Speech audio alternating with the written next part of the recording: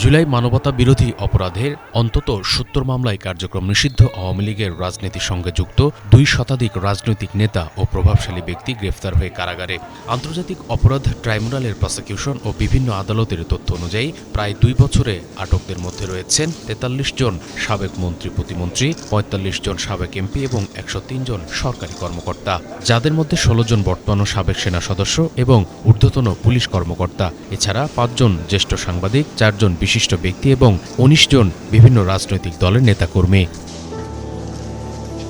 ৩৬ দিনের গণ অভ্যুত্থানের মধ্য দিয়ে ২০২৪ সালের ৫ আগস্ট আওয়ামী লীগের পতন হয়। এরপর আটক বিশিষ্ট রাজনৈতিক ব্যক্তিদের মধ্যে রয়েছেন বাংলাদেশ ওয়ার্কার্স পার্টির সভাপতি সাবেক মন্ত্রী রাশেদ খান মেনন, জাতীয় সমাজতান্ত্রিক দল জাসদের সভাপতি সাবেক মন্ত্রী সাজাপ্রাপ্ত হাসানুল হক ইনু, সাবেক আইনমন্ত্রী আনিসুল হক, সাবেক খাদ্যমন্ত্রী কামরুল ইসলাম, সাবেক পাট ও বস্ত্রমন্ত্রী আব্দুল লতিফ সিদ্দিকী, সাবেক তথ্য ও যোগাযোগ প্রতিমন্ত্রী জুনাইদ আহমেদ পলক, ঘুমের জাদু সোয়ান গ্রুপের একটি পণ্য, ঢাকা উত্তর সিটির সাবেক মেয়র আতিকুল ইসলাম এবং ক্ষমতাচ্যুত প্রধানমন্ত্রী শেখ হাসিনার সাবেক শিল্প উপদেষ্টা সালমান এফ রহমান ও সাবেক এমপি আব্দুস সোবহান গোলাপ বর্তমানে আন্তর্জাতিক অপরাধ ট্রাইব্যুনাল আইনের মামলায় বিচারের মুখোমুখি হচ্ছেন।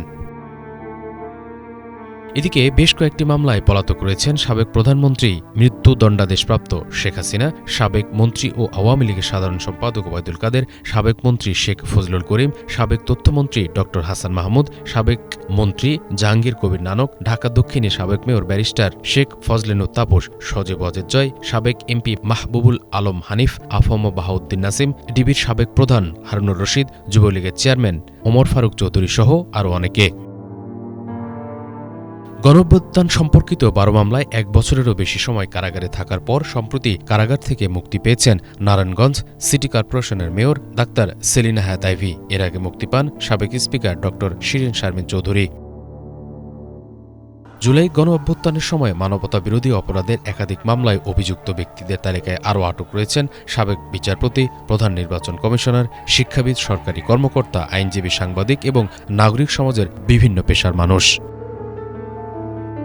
এছাড়া সাংবাদিক শ্যামল দত্ত, মোজাম্মেল হক বাবু, ফারজানা রূপা, শাকিল আহমেদ এবং ৭১-এর ঘাতক দালাল নির্মূল কমিটির সাবেক সভাপতি শাহরিয়ার কবিরের বিরুদ্ধে আন্তর্জাতিক অপরাধ ট্রাইব্যুনালে একাধিক মামলার তদন্ত চলছে।